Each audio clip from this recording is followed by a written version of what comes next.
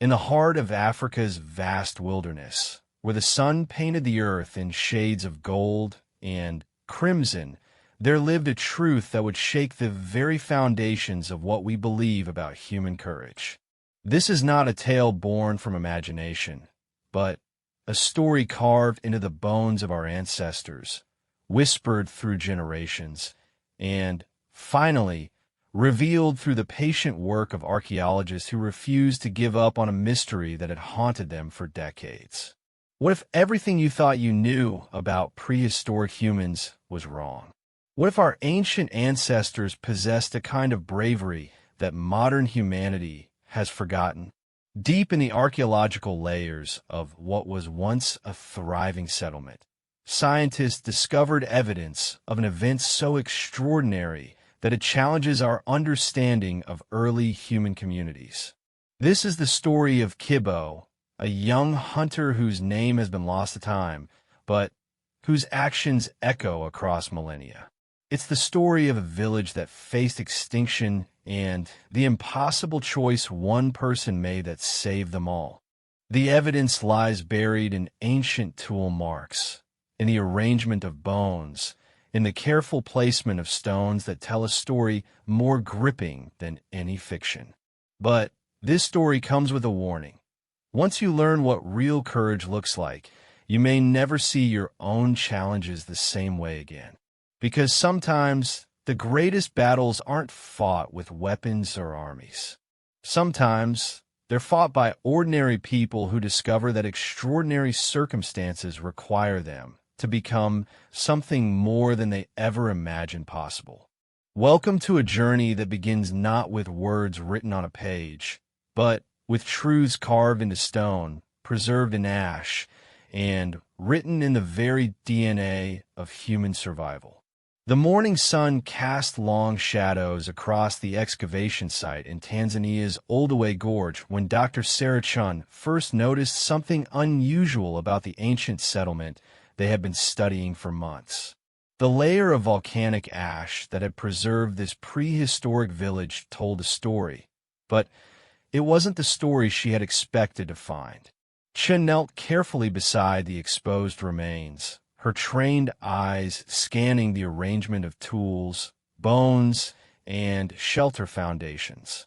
After 15 years of archaeological work, she had learned to read the silent language of ancient civilizations. But this site whispered something different, something that made her heart race with both excitement and unease. The village appeared to have been abandoned suddenly. Cooking fires had been left burning, meals half prepared, tools scattered as if dropped in haste. But strangest of all were the deliberate arrangements she found throughout the settlement. Stones had been carefully placed in specific patterns, creating what appeared to be barriers or protective circles around the most vulnerable areas where children and elderly would have sheltered. As Chen's team worked to carefully expose more of the site, a picture began to emerge of a community that had faced an imminent threat. Carbon dating placed the village at approximately 1 million years ago, during a time when early humans were just beginning to form complex social structures. Yet the evidence suggested these ancient people had demonstrated remarkable organizational skills and collective decision-making under extreme pressure. Dr. James Mbeki, the team's expert in prehistoric human behavior, joined Chun at the most intriguing find of all. In the center of the settlement, they had uncovered what appeared to be a deliberate sacrifice site, but not the kind typically associated with religious rituals. The bones and tool arrangements suggested something far more immediate and desperate. "Look at this," Becky said, pointing to a series of spear points embedded in the ground in a perfect defensive line. These weren't thrown randomly. Someone organized this defense, and they knew exactly what they were doing. Chin nodded, brushing dirt carefully from what appeared to be a large stone club, its surface worn smooth by countless hands. The weapon was positioned at the exact center of the defensive formation, as if it had been the final stand of someone who had chosen to face whatever threat approached. The team's excitement grew as they realized they weren't just excavating another prehistoric settlement. They were uncovering evidence of what might be the earliest recorded act of individual heroism in human history. The careful positioning of artifacts told the story of a community that had time to prepare for danger, but chose to entrust their survival to a single individual rather than flee. As the weeks passed and more evidence emerged, Chim began to piece together the remarkable tale. The volcanic ash that had preserved the site had also captured the final moments of this ancient drama. Footprints pressed into what had once been mud told the story of people running, but not away from the settlement. Instead, the tracks showed them moving toward the center, toward whatever had happened at that defensive line. The breakthrough came when Chen's team discovered a series of cave paintings in a nearby shelter that had somehow survived the volcanic eruption. The images, crude but clear in their meaning, showed a massive creature approaching a group of small human figures. But, unlike typical hunting scenes, these paintings depicted something extraordinary. While most of the humans were shown retreating to safety, one figure stood alone between the creature and the village, arms raised in defiance. The painted figure was smaller than the others, suggesting youth, but was positioned at the exact center of the defensive formation they had found in the excavated village. The correlation was unmistakable. Someone, over 1,000,000 years ago, had chosen to face certain death to protect their community. Dr. Chen found herself staring at the paintings late into the evening, long after her team had retired to their tents. The flickering light of her lantern made the ancient figures seem to dance on the cave wall, as if the story were playing out before her eyes. She had spent her career studying the intellectual and social development of early humans, but she had never encountered evidence of such clear individual sacrifice for the greater good. The implications were staggering. Everything modern science understood about prehistoric human communities suggested they operated primarily on survival instincts and basic tribal cooperation. The idea that someone from this era could conceive of and execute such a deliberate act of heroism challenged fundamental assumptions about human consciousness and moral development. As Chun documented the cave paintings with meticulous care, she noticed details that had escaped her initial observation. The lone figure wasn't depicted as larger or stronger than the others. There were no markers of special status or leadership. This wasn't a king or warrior making a noble sacrifice. This appeared to be an ordinary member of the community who had simply chosen to stand when others could not. The story the evidence told was becoming clearer, but it raised more questions than it answered. What kind of threat had approached this village? How had they known it was coming? And, most importantly, who was the person who had made the choice to face it alone? Chen's team worked with renewed energy, driven by the knowledge that they were uncovering something unprecedented. Each artifact they carefully extracted added another piece to the puzzle. Stone tools showed signs of hasty but skilled preparation. Food storage areas had been secured and protected. The arrangement of the settlement's defensive positions showed sophisticated understanding of strategy and tactics. But it was the personal artifacts that truly brought the story to life. A small carved figure, probably a child's toy, had been carefully placed within one of the protective stone circles. A necklace of polished stones lay beside what appeared to be an elderly person's sleeping area. These weren't the possessions of people who had fled in panic. They were the belongings of a community that had time to prepare, time to say goodbye, time to entrust their most precious things to the protection their village could provide. The final piece of evidence that convinced Chun she was looking at something extraordinary came from an unexpected source. While examining soil samples for microscopic evidence, the team's geologists discovered traces of ash that didn't match the volcanic eruption that had preserved the site. This ash was older, suggesting fires that had burned before the final catastrophe. When they analyzed the composition, they found something remarkable. The ash contained traces of materials that could only have come from signal fires, deliberately set and maintained over a period of days. Someone had been keeping watch, maintaining communication with distant scouts, preparing the village for a threat they could see coming. The picture that emerged was of a prehistoric community operating with a level of organization and foresight that archaeologists had never before documented. But more than that, it was the story of a group of people who had faced an impossible choice and found among them someone willing to make the ultimate sacrifice. As Chun prepared her preliminary report for the archaeological community, she struggled with how to present findings that would undoubtedly be met with skepticism.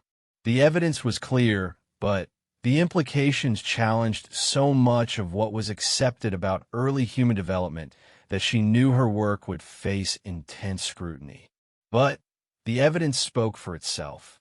In that ancient settlement, preserved by chance and revealed by patient excavation, lay proof that human courage, sacrifice, and love for community were not modern innovations.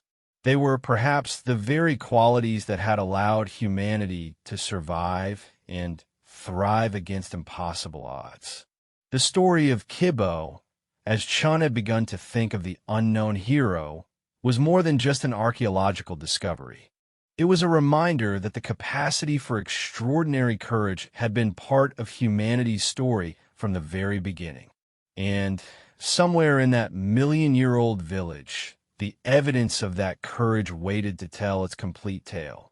The archaeological evidence painted a vivid picture of daily life in the ancient settlement that existed long before recorded history. Through careful analysis of tool marks, food remains, and settlement patterns, Dr. Chun and her team began to reconstruct the world that Kibo and the villagers had inhabited. The village sat in a natural depression surrounded by low hills, providing protection from harsh winds while offering multiple escape routes if needed. Fresh water flowed from a spring that still bubbled today, and the fertile soil had once supported the gathering of roots, berries, and edible plants that formed the foundation of their diet. From the arrangement of fire hearths and shelter foundations, the team could see that this had been a community of approximately 40 to 50 individuals.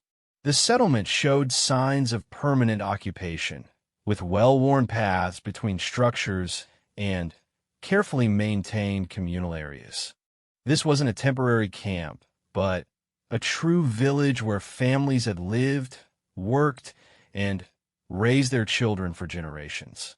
Kibo had been born into this world during the early morning hours when the savannah was still cool and quiet. The evidence suggested he was the son of skilled toolmakers, based on the sophisticated implements found near what appeared to be his family's dwelling. From his earliest memories, he would have been surrounded by the rhythmic sounds of stone being shaped into useful tools, the crackling of cooking fires, and the constant activity of a thriving community.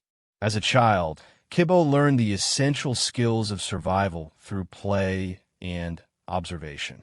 The archaeological record shows evidence of small tools, perfectly sized for young hands, indicating that children were taught to craft implements from an early age. Stone scrapers no bigger than a thumb, tiny cutting tools, and practice spear points all spoke of a community that understood the importance of passing knowledge to the next generation.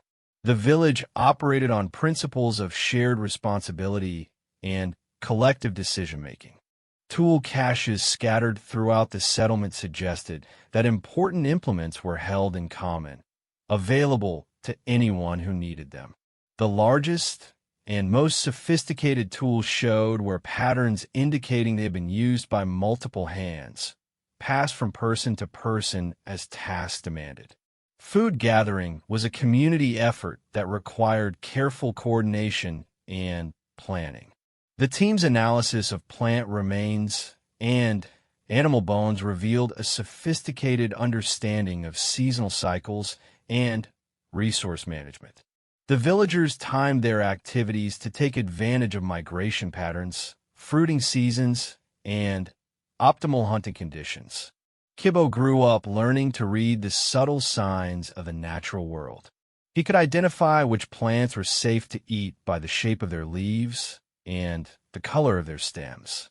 He learned to track animals by studying disturbed earth, broken twigs, and the faint scents that lingered long after prey had passed. Most importantly, he developed the patience and observational skills that made him an excellent scout. The village had a complex social structure based on age, skill, and experience. Elders held positions of respect not just for their wisdom, but for their practical knowledge of survival techniques. The arrangement of sleeping areas within the settlement showed that the elderly were placed in positions of both comfort and protection, with younger, stronger adults positioned to defend them if necessary. Young adults like Kibbo occupied a unique position in village life. They were old enough to contribute meaningfully to survival tasks, but young enough to take on the most dangerous responsibilities. The most perilous jobs fell to those who could move quickly, think clearly under pressure, and recover from injury if things went wrong. Kibbo had shown exceptional promise as a scout from an early age. His small size allowed him to move quietly through brush and terrain where larger adults might be easily detected. His sharp eyes could spot movement at great distances, and his patient nature meant he could remain motionless for hours while observing potential threats or opportunities. The scouting network that protected the village was sophisticated and well-organized. Evidence of signal fire locations on distant hills suggested that scouts maintained regular communication with the main settlement. Smoke signals during the day and controlled fires at night could relay complex information about game movements, weather patterns, and potential dangers. The daily routine of village life followed patterns that had been refined over generations. Early morning was the time for gathering water and preparing fires for the day's cooking. The coolest hours were used for the most physically demanding tasks like tool making and shelter maintenance.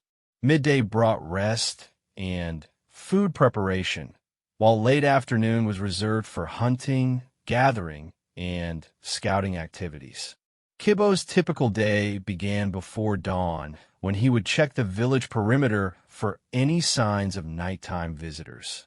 Large predators occasionally tested the settlement's defenses, and early morning tracks often told stories of animals that had approached during the darkness. His job was to assess whether any immediate threats remained and to plan the day's scouting activities accordingly. The village's defense strategy relied heavily on early warning systems. Rather than building massive fortifications that might trap them in dangerous situations, the community had developed a network of observation posts and escape routes that allowed them to avoid most confrontations. The key to this system was having scouts like Kibbo who could provide advance notice of approaching danger. Toolmaking was both an individual skill and a community activity. While every adult could craft basic implements, certain individuals had developed specialized expertise that made them invaluable to the group's survival. Kibbo's father was known throughout the village for his ability to create perfectly balanced spear points that could penetrate thick hides and strike true over long distances. The process of teaching these skills involved years of patient observation and practice. Kibbo had spent countless hours watching his father work, learning to identify the best stones for different purposes and understanding how tiny variations in technique could mean the difference between a tool that lasted for years and one that broke on first use. Women in the village held equal responsibility for survival and defense.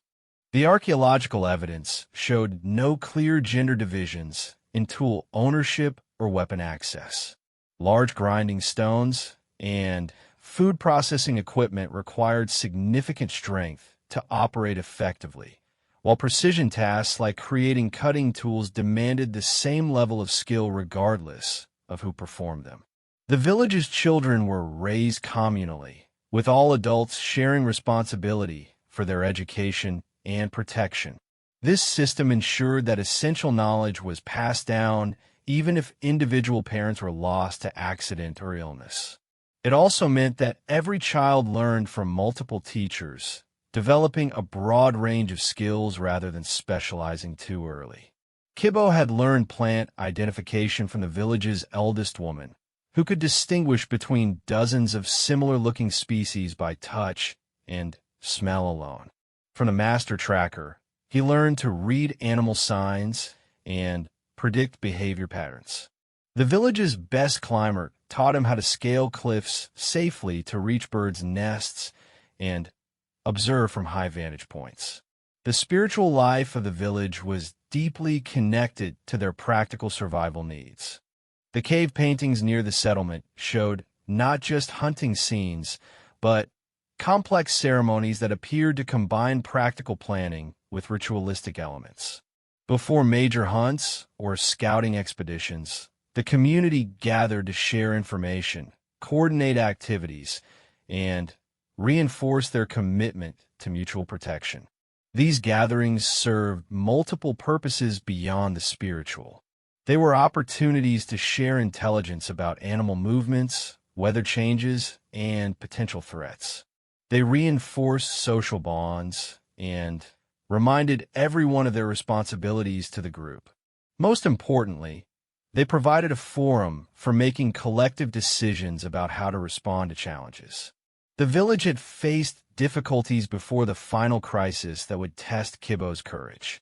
Periods of drought had forced them to travel farther for water and food. Harsh winters had challenged their ability to maintain adequate shelter and warmth. Conflicts with rival groups had required careful diplomacy and occasional shows of strength. Through each challenge, the community had grown stronger and more resilient. They learned from their mistakes, refined their strategies, and developed backup plans for various scenarios. The archaeological evidence suggested a group that had survived and thrived for generations through careful planning, collective decision-making, and individual courage when circumstances demanded it. The settlement's location had been chosen not just for its natural advantages, but for its position within a larger network of related communities. Trade goods found at the site included materials that had traveled hundreds of miles, indicating relationships with distant groups. These connections provided both opportunities and vulnerabilities that shaped daily life in the village. Kibbo's role as a scout made him one of the primary links between his village and the outside world. His expeditions often took him to the territories of neighboring communities, where he observed their activities and assessed their intentions. The information he gathered helped village leaders make decisions about trade relationships, territorial boundaries, and potential alliances. The weapons and tools found at the site revealed a community that was prepared for conflict but preferred to avoid it when possible. The sophistication of their implements suggested they could hold their own in any confrontation, while the village's defensive arrangements showed they understood the value of preparation over aggression. As Kibbo reached full adulthood, his reputation as a scout and observer had grown throughout the village. People trusted his judgment about distant threats and relied on his ability to gather accurate information under dangerous conditions. This trust would prove crucial when the village faced its greatest challenge, and ordinary courage would no longer be sufficient to ensure survival. The first signs of the approaching threat came not through human observation, but through the behavior of animals that shared the vast African landscape. Kibbo noticed it during his early morning scout of the village perimeter when he found that the usual collection of tracks from small nocturnal creatures was missing. The absence of normal animal activity often signaled the presence of something large and dangerous moving through the territory. For 3 days, Kibbo had been tracking unusual disturbances in the environment around their settlement. Trees showed fresh damage from something massive passing through dense brush. Rock formations bore scratches that could only have been made by claws of enormous size. Most disturbing of all were the remains he discovered of large animals that had been killed not for food, but seemingly out of pure aggression. The archaeological evidence suggests that the threat facing Kibbo's village was a massive cave bear, one of the largest predators that roamed the African landscape during that prehistoric era. These creatures could stand over 10 feet tall on their hind legs and possess strength that could crush a human with a single blow. Unlike modern bears that generally avoided human contact, these ancient predators had no learned fear of human settlements. Cave paintings found near the village depicted such a creature, and the artistic rendering matched perfectly with the physical evidence Kibbo had been discovering during his scouting expeditions. The painted beast was shown with distinctive scarring across its face and torso, suggesting this particular animal had survived many battles and grown increasingly aggressive with each encounter. What made the situation particularly dangerous was that the bear appeared to be suffering from some form of injury or illness that was affecting its normal behavior patterns. Healthy cave bears typically maintained large territories and avoided areas of concentrated human activity. This creature was deliberately approaching settlements and systematically destroying everything in its path. Kibbo returned from each scouting expedition with increasingly troubling reports. The bear was following a direct path toward their village, destroying smaller camps and temporary shelters along the way. The timeline suggested they had perhaps 7 or 8 days before the creature reached their home, but evacuation would require at least 10 days to move all their people, supplies, and elders to a safe distance. The village council met each evening to hear Kibbo's reports and discuss their options. The archaeological evidence shows that these meetings took place around a large central fire, with participants arranged in a circle that allowed everyone to contribute to the discussion. The careful positioning of stones around this gathering place suggests the importance the community placed on collective decision-making during times of crisis. 3 main options emerged from their discussions, each carrying significant risks and uncertainties. The first was immediate evacuation, abandoning their permanent settlement and attempting to outpace the creature's advance. This option would save lives in the short term, but would leave them without shelter, tools, and food supplies as winter approached. The second option involved attempting to build fortifications strong enough to withstand the bear's attack. The village's toolmakers estimated they could construct barriers and defensive structures, but everyone understood that no fortification they could build in the available time would stop such a massive predator if it was determined to break through.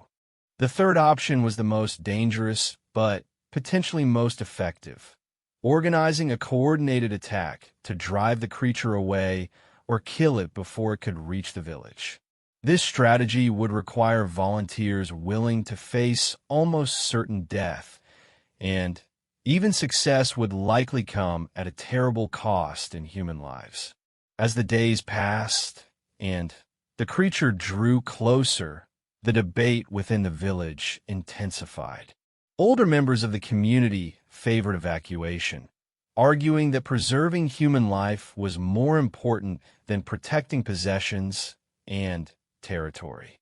Younger adults were divided between those who wanted to fight and those who believed they should seek safety in numbers by joining with other villages. Kibbo found himself in a unique position during these discussions. His scouting expeditions had given him the most complete understanding of what they were facing, and his observations would be crucial to whatever decision the village ultimately made. The pressure of being the primary source of intelligence about the threat weighed heavily on his shoulders. During his 4th day of tracking, Kibbo made a discovery that changed everything. Hidden in a rocky outcropping about 2 days' travel from the village, he found evidence of a previous encounter between the bear and another human settlement. The scattered remains told a horrific story of a community that had tried to fight and been completely destroyed. The positioning of human bones and broken tools showed that the settlement's defenders had made a valiant effort to protect their people. They had organized their strongest fighters in a defensive line and attempted to use spears and stone clubs to drive off the attack. But the evidence clearly showed that their resistance had been overcome through sheer force and size. Among the scattered remains, Kibbo found something that would haunt his thoughts for the rest of his life: the small bones of children who had been unable to escape when the settlement's defenses failed. The bear had shown no mercy or discrimination in its attack, killing everyone regardless of age or ability to fight back. This discovery forced Kibbo to confront the true nature of the threat his village was facing. This was not a normal predator that could be discouraged or frightened away. The creature's behavior suggested either madness or such severe injury that normal survival instincts no longer controlled its actions. Any strategy based on conventional animal behavior would likely fail. When Kibbo returned to the village with news of what he had found, the mood of the evening council meeting changed dramatically. The evidence of total destruction at the other settlement eliminated any hope that they could successfully defend their home through conventional means. The bear's size and apparent madness made an opponent unlike anything their community had ever faced. The village's eldest member, a woman whose wisdom had guided the community through previous crises, spoke words that would echo in Kibbo's memory forever. She reminded everyone that their ancestors had survived impossible challenges by making choices that future generations might never fully understand. Sometimes survival required sacrifices that tested the very limits of human courage. Following her words, a terrible silence fell over the gathering. Everyone understood what she was suggesting, but no one wanted to be the first to speak the thought aloud. Someone would have to volunteer to face the creature alone, not with any real hope of victory, but to buy time for the rest of the village to escape. The strategic thinking behind this desperate plan was sound, even if the human cost was almost unbearable to contemplate.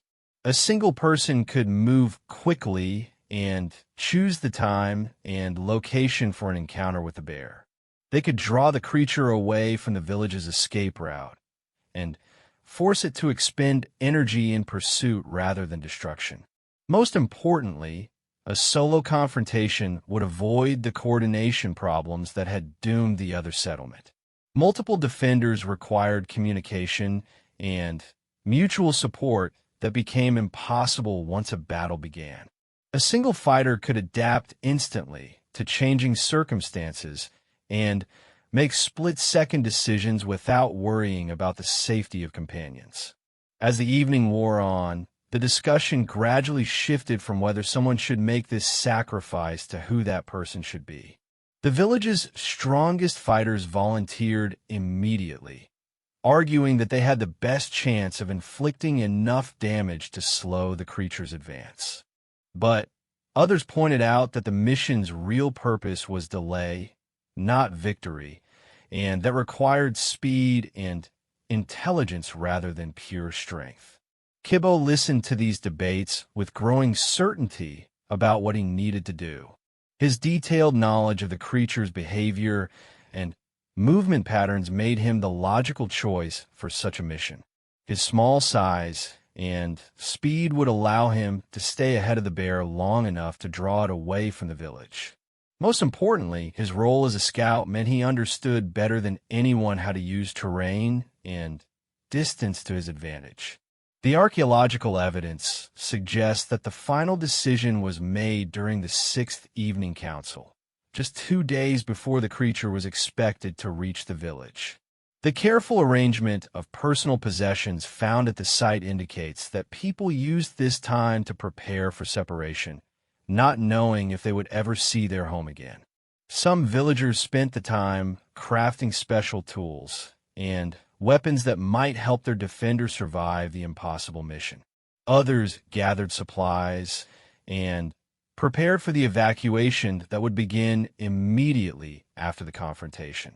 Children were told simplified versions of what was happening and prepared for a journey that might take them far from the only home they had ever known. Kibbo used these final days to study every detail of the terrain between the village and the creature's projected path. He identified potential ambush sites, escape routes, and geographic features that might provide temporary advantages during the confrontation. He practiced with weapons he had never expected to use in actual combat, knowing that his survival might depend on skills he had only theoretical understanding of. The cave paintings created during this period show a level of artistic sophistication that archaeologists had never before associated with prehistoric communities. The images depict not just the planned confrontation, but complex emotional scenes showing the village's preparation for loss and separation. These paintings serve as a permanent record of a community's final days together. On the last evening before Kibbo's mission, the village held a gathering unlike any in their history. The archaeological evidence shows that special foods were prepared and shared, personal possessions were exchanged as gifts, and the entire community participated in ceremonies that combined practical planning with emotional farewell. The most poignant evidence from this final gathering is a small carved figure that archaeologists found carefully placed at the center of the meeting circle. The carving depicts a human figure facing a much larger creature, with arms raised not in surrender, but in defiance. The artistic skill required to create such a piece suggests it was made by someone with considerable talent and emotional investment in the scene it portrayed. As the first light of dawn approached, bringing the day of Kibbo's confrontation with the cave bear, the village made its final preparations. Tools were distributed, escape routes were reviewed one last time, and everyone understood their role in the desperate plan that might save their community. The archaeological record captures this moment of transition, when an ordinary young man prepared to attempt something that would echo across 1,000,000 years of human history. The evidence shows that Kibbo spent his final hours in the village not in fear or despair, but in careful preparation and quiet conversation with the people he was preparing to leave behind. His courage was not the absence of fear, but the willingness to act despite it, guided by love for his community and determination that their story would not end in destruction and despair.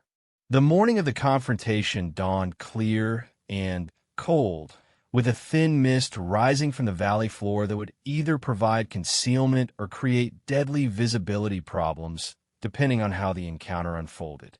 Kibbo had awakened before first light, his body automatically following the rhythms that had guided his scouting expeditions for years. But this morning carried weight and significance unlike any other in his life. The archaeological evidence shows that the village's final preparations had been completed during the pre-dawn hours. Personal belongings had been secured in hidden caches that could be retrieved later, if the escape plan succeeded. Children and elderly were positioned at the rear of the evacuation route, protected by the strongest adults who would guide them to safety regardless of what happened during Kibo's mission. Kibo spent his final moments in the village checking and rechecking his equipment with a methodical care that had kept him alive during countless dangerous scouting missions. His primary weapon was a spear that had been crafted specifically for this encounter, with a point designed to penetrate thick hide and a shaft long enough to keep him beyond the reach of massive claws, at least temporarily. The spear represented the combined skill of the village's best toolmakers, who had worked through the night to create a weapon that might give Kibo some chance of survival. The point was shaped from the hardest stone they could find, napped to razor sharpness, and hafted with sinew that had been strengthened through careful preparation. The shaft was cut from wood that combined flexibility with strength, capable of absorbing impact without shattering. In addition to the spear, Kibo carried a collection of smaller tools that might prove useful during the confrontation. Stone knives were secured at his waist, providing backup weapons if the spear was lost or broken. A supply of fire-starting materials was wrapped in waterproof bark, allowing him to create smoke signals or actual fire barriers if the opportunity arose. The strategy that Kibo and the village elders had developed was based on his intimate knowledge of the creature's behavior patterns and the terrain where the encounter would take place. Rather than attempting a direct confrontation that would result in almost certain death, the plan called for a series of hit-and-run attacks designed to provoke the bear into pursuing him away from the village. The key to this strategy was timing and positioning. Kibo needed to intercept the creature at a location where the terrain provided multiple escape routes, but also offered opportunities to inflict damage. The chosen site was a rocky outcropping surrounded by dense brush, approximately halfway between the bear's projected path and the village itself. As Kibo prepared to leave the village for what everyone knew might be the last time, he participated in a brief ceremony that the archaeological evidence suggests was both farewell and ritual preparation for battle. The entire community gathered in the central meeting area, where the eldest woman spoke words that were preserved in later cave paintings and passed down through oral tradition. The ceremony served practical as well as emotional purposes. It allowed the village leaders to review the timing of the evacuation one final time, ensuring that everyone understood when to begin moving and which routes to follow. It also provided an opportunity for final coordination between Kibo and the scouts who would monitor his progress and relay information back to the fleeing villagers. The emotional weight of the moment was captured in archaeological artifacts that showed clear signs of hasty but meaningful preparation. Personal ornaments had been placed with extra care around the meeting area, suggesting people had brought their most precious possessions to share in this final gathering. Food items were arranged with ceremonial precision, indicating a last shared meal that carried deep symbolic meaning. When the ceremony concluded, Kibo began his journey toward the confrontation site with a small escort of the village's most experienced fighters. These companions would travel with him only part way, positioning themselves as observers who could report back on the initial stages of the encounter. Their presence provided both practical support and emotional comfort during the most difficult part of the mission. The journey to the selected ambush site took approximately 3 hours, during which Kibo and his companions maintained a careful silence and alertness that had always characterized their scouting expeditions. They moved through terrain they all knew intimately, but today every familiar landmark carried new significance as potentially the last place Kibo would see before his confrontation with death.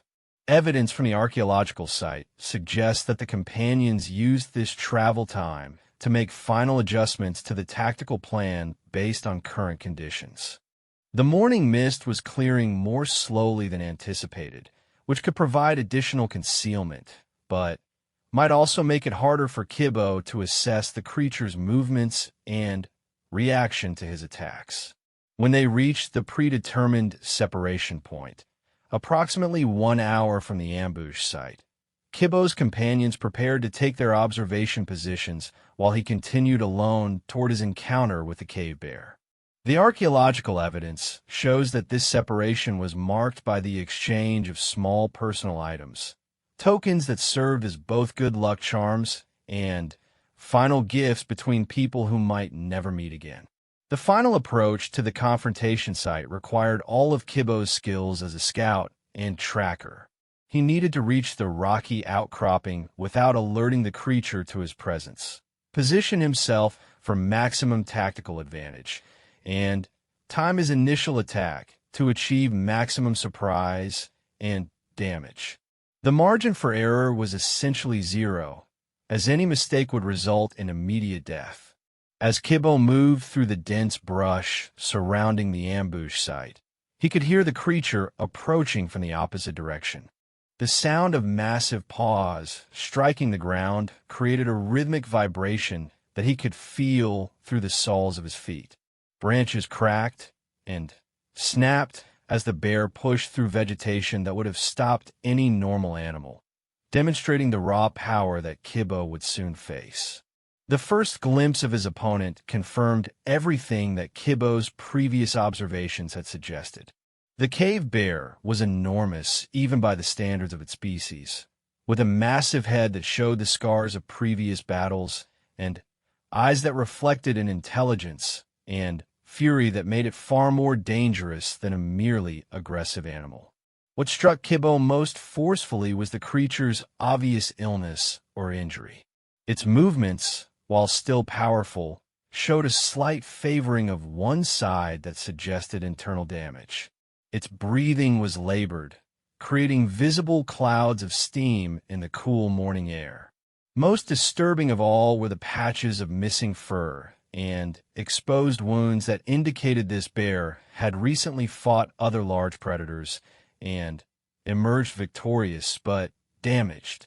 The bear's condition explained its abnormal behavior and willingness to attack human settlements. Pain and illness had driven it beyond normal predatory patterns into a state of constant aggression where it would destroy anything that crossed its path. This realization made Kibbo's mission both more hopeful and more terrifying, as the creature's weakened state might provide opportunities for successful attack. But its unpredictable behavior made tactical planning extremely difficult. Kibbo positioned himself among the rocks at the ambush site and waited for the perfect moment to launch his first attack. His plan called for a spear thrust aimed at the creature's injured side, followed by immediate retreat to a secondary position where he could assess the damage and plan his next move. Success depended entirely on achieving surprise and inflicting enough pain to provoke the bear into pursuit rather than continued advance toward the village. The moment of attack came when the creature paused to investigate scent marks on a tree just within spear range of Kibbo's hiding place. In the instant of stillness that followed, Kibbo rose from concealment and drove his spear with all his strength toward the bear's wounded flank, aiming for a spot where previous injury might have weakened the thick hide that normally provided protection against such attacks. The spear point found its mark, penetrating deep into the creature's side and drawing a roar of pain and fury that echoed across the landscape for miles around. But rather than retreating as Kibbo had hoped, the bear spun toward him with speed that seemed impossible for something so massive. Only his intimate knowledge of the terrain and hours of practice moving through the rocky outcropping allowed him to avoid the devastating swipe of claws that would have ended the confrontation immediately. The bear's reaction confirmed Kibbo's assessment of its condition and mental state. Instead of the cautious response of a healthy animal that might withdraw to assess the threat, this creature immediately escalated to maximum aggression. Its illness and pain had created a fighting machine that would continue attacking until either it or its opponent was dead. Kibbo's first retreat took him up a slope of loose rocks that provided temporary advantage through his superior agility and knowledge of safe footing. The bear followed with determination that bordered on obsession, its massive paws sending cascades of stone rolling downhill as it climbed after him. The sound of the pursuit could be heard for miles around, ensuring that his companions and hopefully the evacuating villagers would know that the confrontation had begun. From his elevated position, Kibbo could see that his spear thrust had accomplished more damage than he had dared hope. Blood was flowing freely from the wound, and the creature's movements showed increased weakness on that side. But he could also see that the injury, while significant, was far from fatal. The bear retained enough strength to continue the fight for a considerable time, and its determination showed no signs of diminishing.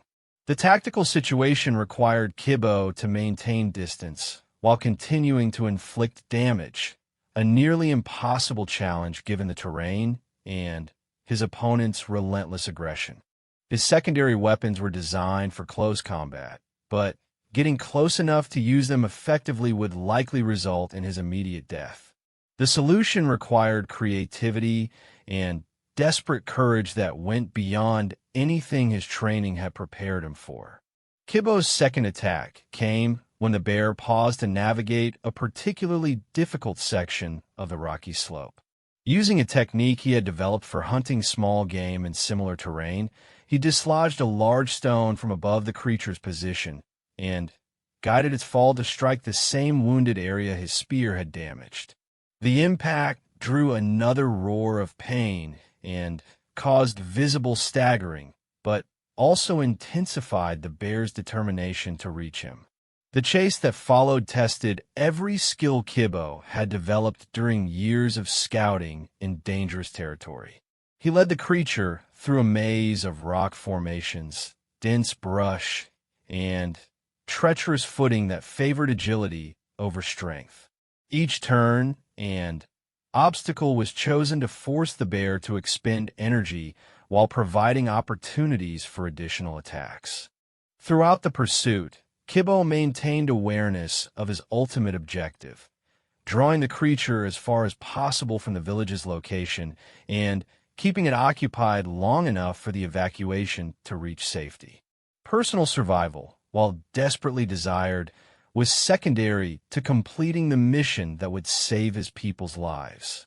As the morning wore on and the confrontation continued, both participants showed signs of exhaustion and accumulated damage. Kibbo's clothing was torn by thorns, and his skin bore scratches from desperate passage through dense brush. The bear's injuries had multiplied, with new wounds from falls and collisions adding to the damage from Kibbo's deliberate attacks. But the creature's determination remained undiminished, and its massive strength still posed a deadly threat to anyone who came within reach of its claws and teeth. As the sun reached its zenith, the confrontation between Kibbo and the massive cave bear entered its final phase. Both combatants had been pushed to the limits of endurance, but neither showed any sign of abandoning the deadly dance that had consumed the entire morning. The bear's accumulated injuries had slowed its movements significantly, yet its determination to destroy the small human who had caused so much pain remained as fierce as ever. Kibbo found himself in a position that no amount of planning could have fully prepared him for. His original weapons were gone, lost during earlier phases of the confrontation when close combat had forced him to abandon equipment in favor of escape. His body bore numerous wounds from thorns, rocks, and one terrifying near miss that had left deep scratches across his shoulder when the bear's claws had come within inches of ending the fight.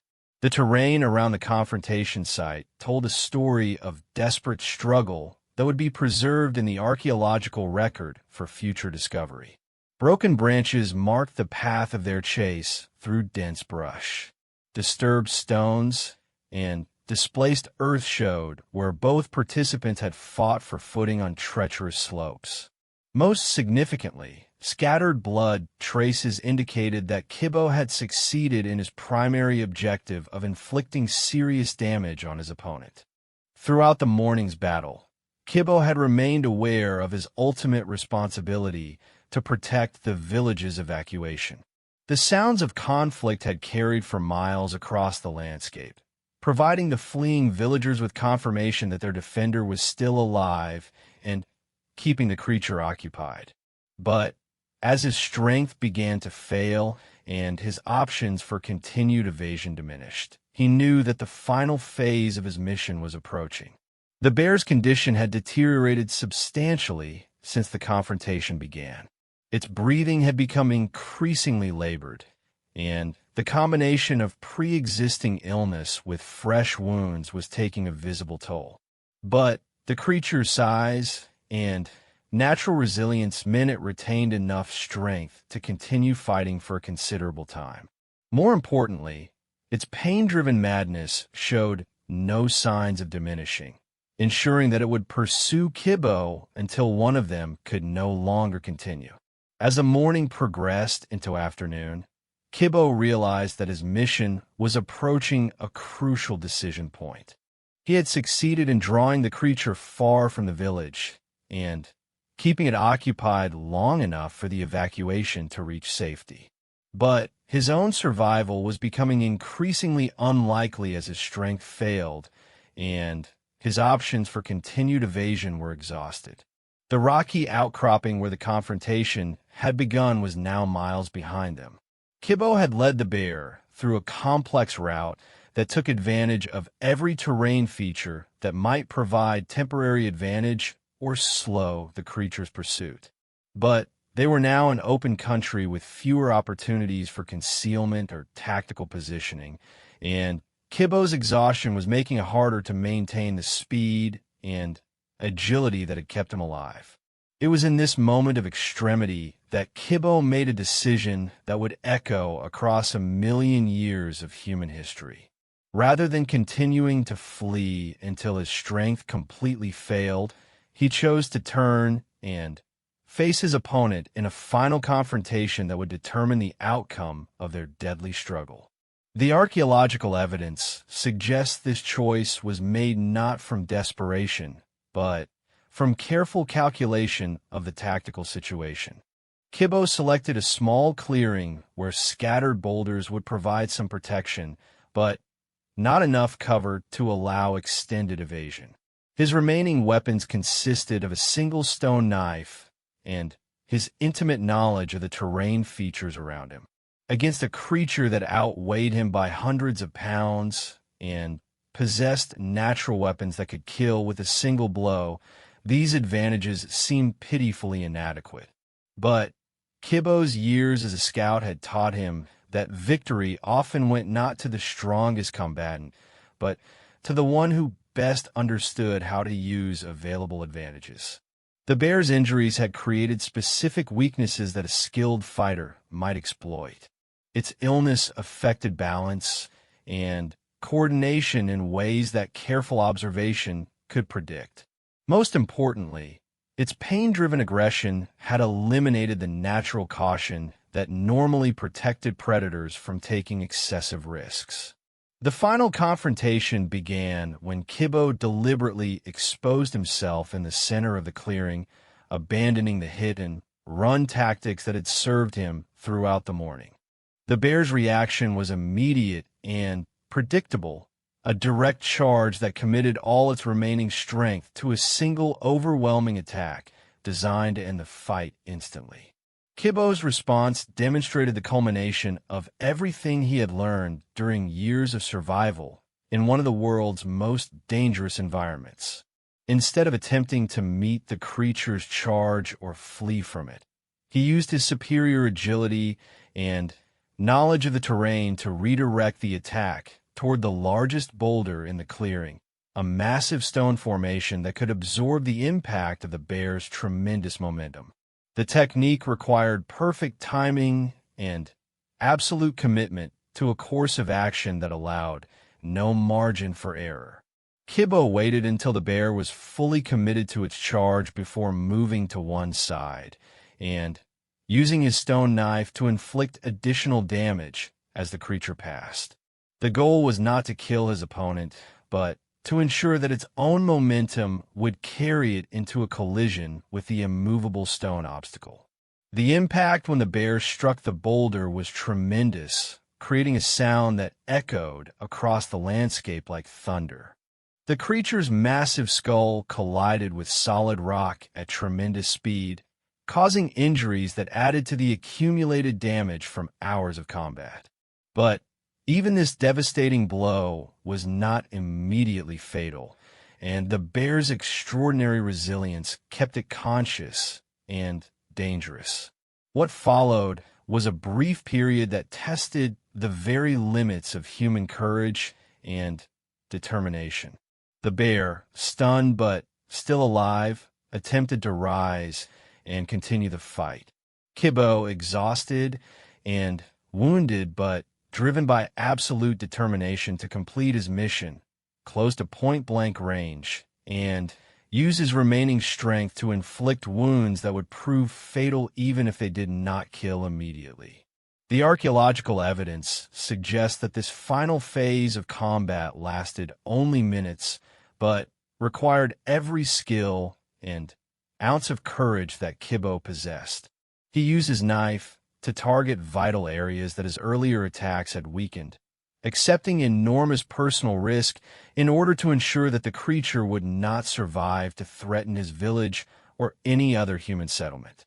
When the cave bear finally collapsed, its massive body created an impression in the earth that would be preserved for discovery by future archaeologists. But Kibbo's victory came at a cost that he had understood from the beginning was likely to be fatal. His injuries from the final confrontation, combined with the exhaustion of the prolonged battle, had pushed his body beyond the limits of survival. The archaeological evidence shows that Kibbo used his final conscious moments to create a record of what had transpired. Using his blood mixed with earth, he created symbols on nearby rock surfaces that told the story of the confrontation and confirmed the creature's death. These markings would serve as a message to anyone who discovered the site, proving that the threat to human settlements had been eliminated. More importantly, Kibbo positioned himself and his weapons in a specific arrangement that would communicate crucial information to members of his village if they ever returned to search for evidence of his fate. The careful placement of his stone knife and the positioning of his body relative to the dead bear created a tableau that told the complete story of sacrifice, courage, and ultimate victory. The village's scouts found evidence of the confrontation 3 days later, when advance parties returned to assess whether their home could be safely reoccupied. The scene they discovered confirmed both their worst fears and their greatest hopes. Kibbo had died in completing his mission, but the threat that had forced their evacuation was permanently eliminated. The cave paintings that commemorate Kibbo's sacrifice were created during the following months, as the village gradually returned to their permanent settlement and began the process of rebuilding their lives. These artistic works represent some of the most sophisticated prehistoric art ever discovered, suggesting that the emotional impact of Kibbo's heroism inspired unprecedented creative expression. But the true measure of Kibbo's legacy was not found in artistic commemoration, but in the survival and continued prosperity of his community. The village that had faced extinction because of a single massive predator went on to thrive for many more generations, eventually growing into a larger settlement that became an important center for tool-making and trade throughout the region. Archaeological evidence shows that Kibo's story was preserved and retold for generations after his death. Children learned about his courage through formal instruction that combined practical lessons about survival with moral education about responsibility to community. Adults referenced his example when facing their own difficult decisions about personal sacrifice for collective benefit. The influence of Kibo's heroism extended far beyond his immediate community. Trade relationships and communication networks ensured that his story spread to distant villages, where it became part of a larger oral tradition celebrating individual courage in the face of impossible odds. Archaeological sites throughout the region contain artistic references that appear to be inspired by or directly derived from the tale of the young scout who faced death to save his people. Modern archaeological analysis has revealed that the village continued to use Kibo's burial site as a place of special significance for centuries after his death. Carefully arranged stone circles and evidence of ceremonial gatherings suggest that his sacrifice became the foundation for religious and cultural practices that helped bind the community together through subsequent challenges. The scientific importance of Dr. Chen's discovery extends far beyond the dramatic story of individual heroism that captured initial attention. The evidence from Kibo's village provides unprecedented insight into the social organization, decision-making processes, and moral development of prehistoric human communities. The sophisticated planning and execution of the defense strategy demonstrates cognitive abilities that archaeologists had not previously associated with such early human settlements. Perhaps most significantly, the careful preservation of Kibo's story through multiple forms of record-keeping suggests that prehistoric humans understood the importance of maintaining cultural memory across generations. The combination of cave paintings, arranged artifacts, and presumably oral traditions created a comprehensive system for transmitting essential information about courage, sacrifice, and community survival. The implications for understanding human evolution are profound. Kibo's story demonstrates that the capacity for self-sacrifice, strategic thinking, and moral reasoning that characterizes modern human societies has roots that extend back over 1 million years. The willingness to risk individual survival for collective benefit represents a sophisticated form of social cognition that may have been crucial to early human success. Dr. Chen's research team continues to analyze evidence from the site, with each new discovery adding detail to their understanding of this remarkable prehistoric community. Advanced dating techniques have confirmed the extraordinary age of the settlement, while chemical analysis of preserved organic materials provides insight into daily life, nutrition, and environmental conditions. The story of Kibo and his village has become more than an archaeological curiosity. It serves as a reminder that the qualities we most value in human character, courage, selflessness, and love for community are not modern innovations, but fundamental aspects of what has made our species successful. In a world where individual achievement often overshadows collective responsibility, the million-year-old example of a young scout who chose death over abandoning his people provides both inspiration and instruction. The legend continues to grow as new generations discover the story of the prehistoric hero whose courage saved an entire village. Schools around the world use Kibo's example to teach lessons about moral courage and community responsibility. Military organizations study the tactical aspects of his final battle as an example of how individual initiative can overcome seemingly impossible odds. But perhaps the most powerful aspect of Kibo's legacy is its demonstration that ordinary people, when faced with extraordinary circumstances, are capable of acts that transcend normal human limitations. His story reminds us that heroism is not the exclusive province of the famous or powerful, but can emerge from anyone who loves something more than their own life and possesses the courage to act on that love. In the end, the archaeological evidence from a small prehistoric village in Tanzania has revealed a truth that spans 1,000,000 years. The human capacity for courage, sacrifice, and love has been the foundation of our species' survival since our earliest ancestors first learned to live in communities and care for one another's welfare.